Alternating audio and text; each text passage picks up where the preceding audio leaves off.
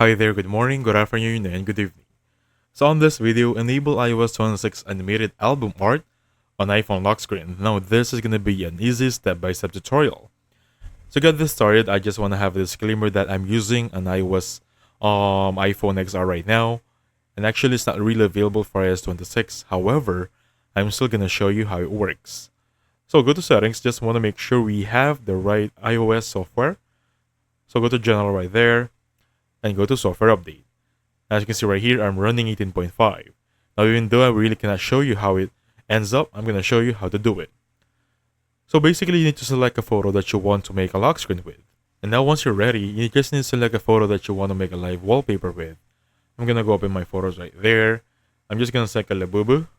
Now, for example, I want to make it for this one. And simply click on the option right here. Just make it a wallpaper. Click on it and wait for it to pop up. Select as a wallpaper right there. And in here, you're going to have the option. As you can see, just fit it to your screen as it is. And the thing is, if you have iOS 26 running, you're going to see the option in here. Beside the three dots, click on it and that will make it a live wallpaper. And it's going to be easy as that. So thank you so much for watching. I'll catch you guys on the next one. Goodbye for now.